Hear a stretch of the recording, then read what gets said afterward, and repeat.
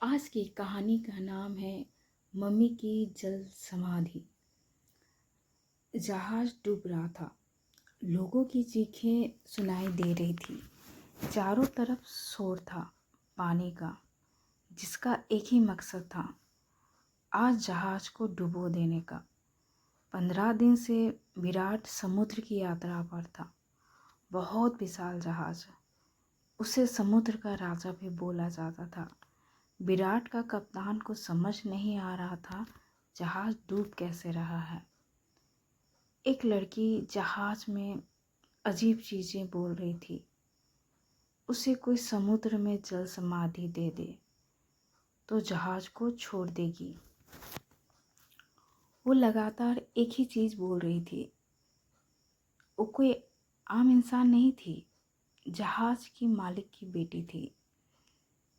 लोग उसे समुद्र में फेंकने के लिए आगे बढ़ रहे थे कि तभी उसके बॉडीगार्ड आ जाते हैं, उसे बचा लेते हैं। वहाँ पर एक साइकोलॉजिस्ट विद्युत था, जो उसे अपनी बातों में उलझा देता है। उसके बाद वह एक कहानी सुनाती है। आज से 2500 साल पहले मिस्र में एक लड़की थी, बहुत खूबसूरत।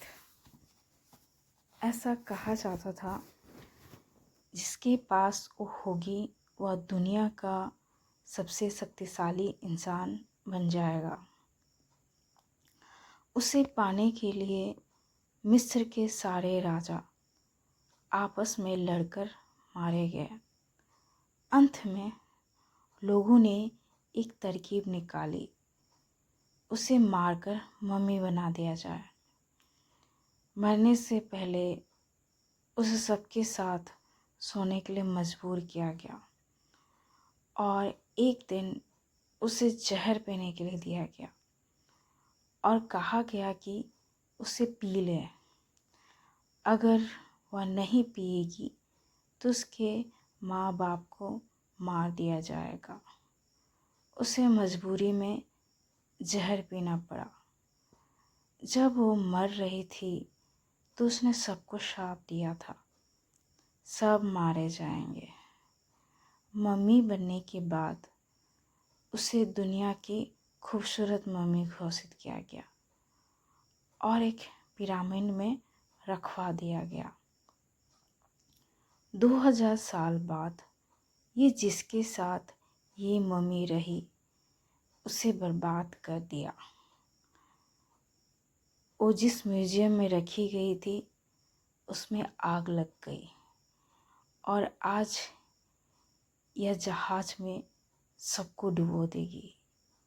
यह सब सुनने के बाद जैसे उसे जल समाधि देने गए, जहाज डूबने लग गया था। सिर्फ जहाज में साइकोलॉजिस्ट बच पाया। वो अंत में सबको ले डूबी।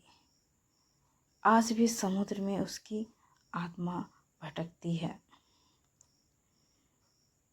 उसका मकसद एक ही था, उसके साथ जिसने भी गलत किया वो सबको मारेगी।